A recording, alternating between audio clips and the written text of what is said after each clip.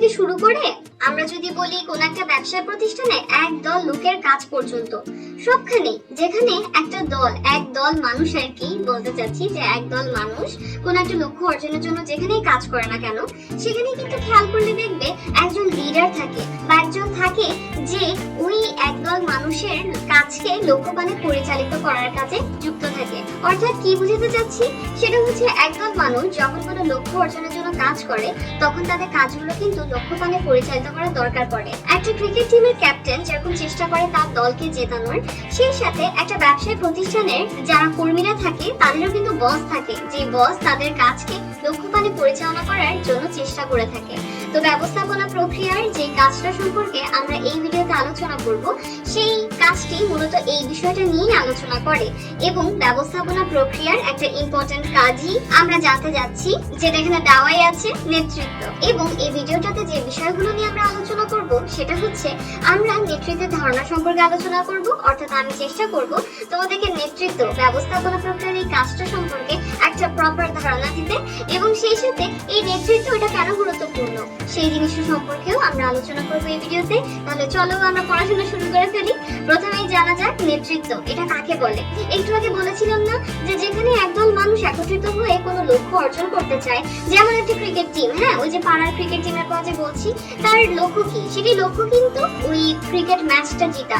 তো সেইভাবে যখন একদল লোক কোনো একটা লক্ষ্য অর্জনের জন্য একত্রিত হয় এবং কাজ করে, তখন তাদের কাজটাকে না লক্ষ্যবানে পরিচালনা করার দরকার পড়ে। অর্থাৎ তারা যেন তাদের গোলটা অ্যাচিভ করতে পারে সেই জন্য তাদেরকে লিড দেওয়ার দরকার পড়ে, এবং নেতৃত্ব না এই বিষয়টা নিয়ে। তাহলে নেতৃত্ব কাকে বলে? কোনো দল বা গোষ্ঠীর আচরণ এবং কাজকে লক্ষ্যবানে এগিয়ে নেওয়ার কৌশলকেই নেতৃত্ব বলে। অর্থাৎ যে গোলটা অর্জনের জন্য ওই দলটা একত্রিত হয়েছে বা কাজ করছে, সেই কাজটাকে লক্ষ্যের দিকে এগিয়ে নেওয়ার যে টেকনিক, যে স্ট্র্যাটেজি, যে কৌশল, সেটাকেই বলা হয় নেতৃত্ব। আর যিনি এই নেতৃত্বটা দিয়ে থাকেন বা যারা এই নেতৃত্ব দানের প্রয়াস বা প্রচেষ্টাটা চালান আর কি, তাকে বা তাদেরকে কিন্তু নেতা বলা হয়ে থাকে বা লিডার বলা হয়ে থাকে। এখন লিডার যদি না থাকে তাহলে কিন্তু বিশৃঙ্খলা সৃষ্টি হওয়া খুবই স্বাভাবিক। কারণ হচ্ছে লিডারেরই কিন্তু দায়িত্ব থাকে যে যারা কাজ করছে তাদের কাজগুলোকে যেন লক্ষ্যবানে এগিয়ে নেওয়া যায়, তারপর হচ্ছে লক্ষ্যবানে পরিচালনা করা যায়, এবং সেই সাথে লক্ষ্যটা যেন অর্জন করা যায় সেই বিষয়ে কাজ করা বা সেই চেষ্টাটা করা। এখন কথা হচ্ছে যদি নেতাই না থাকে তাহলে কর্মীরা বুঝবে কিভাবে যে তারা কিভাবে লক্ষ্যটা অর্জন করতে পারে, তাদের কি করা উচিত, এই সম্পর্কে কিন্তু তাদের একটা অস্পষ্টতা থেকেই যায়, এবং এর ফলে দেখা যায় কি যে বিশৃঙ্খলা সৃষ্টি হয়। এবং যদি লক্ষ্য থেকেও থাকে তখন না সেটা নেতৃত্বের অভাবে অর্জন করা যায় না। আমরা আশেপাশে যত ভালো ভালো প্রতিষ্ঠান দেখবো যারা অনেক সাকসেসফুল, যারা হচ্ছে যে অনেক ভালোভাবে তাদের কার্যক্রম পরিচালনা করছে, যাদের সুনাম অনেক বেশি, লক্ষ্য করে দেখো সেখানে কিন্তু নেতৃত্বটাও খুব ভালোভাবেই কিন্তু নিশ্চিত করা হচ্ছে। তাহলে বুঝে গেল নেতৃত্ব কাকে বলে। এখন কথা হচ্ছে এই নেতৃত্বের ক্ষেত্রে কিন্তু আমরা দুটো পক্ষ দেখছি। একটা পক্ষ হচ্ছে নেতার কথা মেনে চলে, যাদেরকে আমরা বলতে পারি অধস্তন বা অনুসারী, মানে যারা ফলো করছে আর কি লিডারকে। আর আরেক পক্ষ হচ্ছে যিনি নেতৃত্ব দিচ্ছেন, যিনি নেতা, তিনি। এখন নেতার কিন্তু স্বাভাবিকভাবেই কর্তৃত্ব থাকে, অর্থাৎ তার ওই পাওয়ার থাকে যার মাধ্যমে তার অনুসারী যারা আছে তাদেরকে দিয়ে তিনি কাজ করিয়ে নিতে পারেন। এবং যারা অনুসারী বা অধস্তনরা থাকেন তারা কিন্তু নেতার কথা মেনে চলে, তারপরে হচ্ছে যে লক্ষ্যের জন্য তারা একত্রিত হয়ে কাজ করছে সেই লক্ষ্যটা অর্জনের জন্য স্বতঃস্ফূর্ত ভাবেই কাজ করে থাকে। তাহলে এই যে নেতার কথা অনুসারীরা মেনে চলছে, তাকে মেনে লক্ষ্য যাতে অর্জন করা যায় সেটার জন্য স্বতঃস্ফূর্ত ভাবে কন্ট্রিবিউট করছে, তাহলে এর ফলে কিন্তু এটাও বলা যায় যে নেতৃত্বটা হচ্ছে কি নেতা কর্তৃক অধস্তনদের প্রভাবিত করার কৌশল। এবং নেতা যদি এটা না পারে, অর্থাৎ নেতার মধ্যে যদি সেই ক্যাপাবিলিটি না থাকে যে তার কথা অধস্তনরা মেনে চলবে বা অধস্তনরা তার কথায় প্রভাবিত হবে, তাহলে কিন্তু নেতা সফল নেতা হতে পারে না, এবং আলটিমেটলি বিশৃঙ্খলা কিন্তু দেখাই যায়, এবং নেতৃত্বের যে উদ্দেশ্য সেটাই অর্জন করা যায় না। তাহলে নেতা হিসেবে কিন্তু এমন কাউকে সিলেক্ট করা উচিত যার কিন্তু কিছু স্পেসিফিক যোগ্যতা থাকবে। এখন আমরা তো পড়ছি ম্যানেজমেন্ট সেকেন্ড পেপার, রাইট? এবং ম্যানেজমেন্ট সেকেন্ড পেপারে কিন্তু আমরা ব্যবস্থাপনা এই বিষয়ের বা ব্যবস্থাপনা প্রক্রিয়ার বিভিন্ন কাজ সম্পর্কে ইন ডিটেইলসেই জেনে থাকি।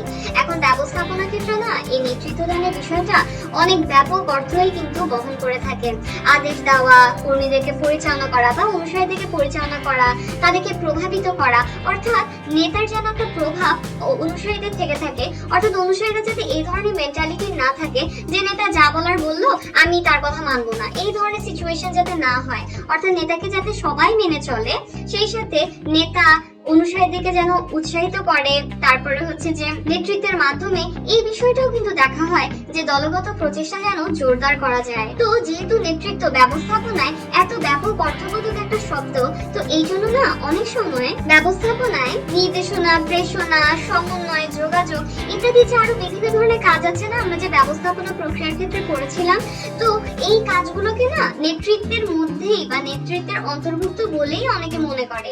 এই জন্যই আমেরিকান অনেকগুলো বইয়েও দেখা যায় যে ব্যবস্থাপনা প্রক্রিয়ার কাজ হিসেবে পরিকল্পনা, সংগঠন, নেতৃত্ব দান আর নিয়ন্ত্রণ, এই চারটার কথা খালি বলা হয়েছে। কিন্তু আবার কেউ কেউ দেখা যায় কি সংগঠন থেকে কর্মী সংস্থানের কাজকে আলাদা করে পরিকল্পনা, সংগঠন, কর্মী সংস্থান, নেতৃত্ব দান, নিয়ন্ত্রণ এই পাঁচটা কাজকেও আবার ব্যবস্থাপনার কাজ বলে বিবেচনা করে থাকেন। তাহলে এক এক জায়গায় কিন্তু ব্যবস্থাপনা প্রক্রিয়ার কাজগুলোর ক্ষেত্রে কিন্তু বা ব্যবস্থাপনা প্রক্রিয়ার অন্তর্ভুক্ত কাজ কয়টা, এই ক্ষেত্রে কিন্তু তারতম্য দেখা যায়। অবশ্য আগে যারা ব্রিটিশ লেখকরা ছিলেন তাদের বইগুলোতে না এই নেতৃত্ব দানটাকে আলাদাভাবে কোনো কাজ দেখানো হতো না। এটা না দেখিয়ে নির্দেশনা, প্রেরণা, সমন্বয় এই কাজগুলোকেই অন্য কাজগুলোর সাথে আলাদা করে দেখানো হতো। তো আমরা দেখছি যে অনেক সময় ব্রিটিশ লেখকদের বইয়ে নেতৃত্বকে আলাদাভাবে কাজ হিসেবে দেখানো হতো না, কিন্তু আবার আমেরিকান বইগুলোতে কিন্তু দেখানো হতো। তাহলে এখন যদি আমরা আমেরিকান চিন্তা পদ্ধতির কথাই মাথায় রাখি, তো ওই হিসেবে কিন্তু নেতৃত্বের বিষয়টাকে কিন্তু আমাদের আলাদাভাবে অনেক বেশি গুরুত্ব দিতে হবে কিন্তু, তাই না বলো? তাহলে এই তো ছিল নেতৃত্ব কাকে বলে এই বিষয় সম্পর্কিত আলোচনা। নেতৃত্ব ছাড়া কিন্তু কোন একটা দল লক্ষ্যপানে পরিচালিত হতে পারে না। তাহলে নেতৃত্ব অবশ্যই ইম্পর্টেন্ট, তাই না? নেতৃত্বের ধারণাটা তাহলে আমরা জেনে নিলাম। এখন আমরা জানবো নেতৃত্বের গুরুত্বটা। হ্যাঁ, ইতিমধ্যে আমি অনেক কথা বলে ফেলেছি যে হ্যাঁ নেতৃত্ব ইম্পর্টেন্ট, নয়তো বিশৃঙ্খলা দেখা দেয়, কিন্তু নেতৃত্বের গুরুত্বগুলো আমরা এই পর্যায়ে স্পেসিফিক্যালি জানবো, বুঝছো? এখন কথা হচ্ছে আমরা আকিজ গ্রুপের নাম তো অনেকেই শুনেছি, তাই না বলো? এখন এই যে আকিজ উদ্দিন, তিনি কিন্তু ক্লাস 3 পর্যন্তই আনুষ্ঠানিক লেখাপড়া করেছিলেন, কিন্তু এটা ছিল তার নেতৃত্বের গুণাবলী, যার ফলে তিনি কিন্তু একজন সফল শিল্পোদ্যোক্তা এবং শিল্পপতি হিসেবে স্থান করে নিতে পেরেছিলেন আমাদের দেশে। এবং তার অধীনে কিন্তু অনেক গ্র্যাজুয়েটরাও চাকরি করেছিলেন। তো তাহলে চিন্তা করে দেখো নেতৃত্ব কতটা ইম্পর্টেন্ট, যেখানে ফর্মাল এডুকেশনের দিক থেকে বা আনুষ্ঠানিক শিক্ষার দিক থেকে পিছিয়ে থেকেও কিন্তু আকিজ উদ্দিন সাফল্য অর্জন করতে পেরেছিলেন। তো তার মানে বোঝাই যায় নেতৃত্বের পক্ষেই সম্ভব একদল মানুষকে একসাথে করে তাদের মধ্যে আশাবাদ জাগানো, তাদেরকে পথ দেখানো এবং সফলভাবে পরিচালনা করার মাধ্যমে লক্ষ্য অর্জন করা। তো এই বিষয় সম্পর্কিতই আমরা স্পেসিফিক্যালি জানবো আর কি, যে কি কি গুরুত্ব রয়েছে। তাহলে প্রথমেই জানা যাক সংঘবদ্ধতা সৃষ্টি। তো সংঘবদ্ধতা সৃষ্টি, এখানে সংঘবদ্ধতা কাকে বলে?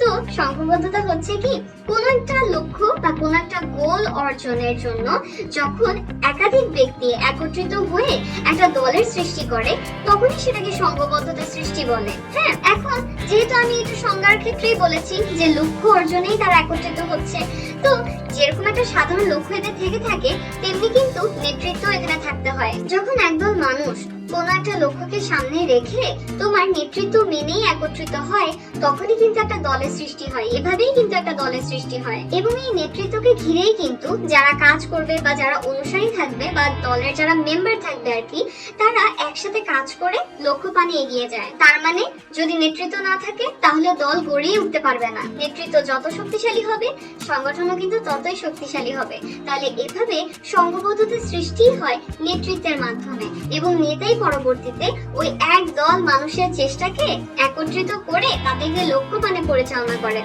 অর্থাৎ তাদেরকে ডিরেকশন দেন যে কিভাবে কি করা উচিত, দরকার পড়লে মোটিভেট করেন, দরকার অনুযায়ী যা যা তার করার দরকার সেই কাজগুলো করে থাকেন। নেক্সট যে গুরুত্ব সেটা হচ্ছে দলবদ্ধ প্রচেষ্টা জোরদার। তাহলে এখন প্রতিষ্ঠানের কাজগুলো তো বিভিন্ন ভাগে ভাগ করা হয়, তাই না? এখন প্রতিষ্ঠানে যে বিভাগগুলো থাকে, যে উপবিভাগগুলো থাকে, তো সেখানে যারা কাজ করে সবাই কিন্তু নেতৃত্ব মেনে মেনে বা তাদের বস বা নেতা যা আদেশ করে তা মেনেই কিন্তু দলীয় লক্ষ্য অর্জনের জন্য একসাথে প্রচেষ্টা চালায় এবং এভাবেই কিন্তু তারা এগিয়ে যায় লক্ষ্য অর্জনের ক্ষেত্রে।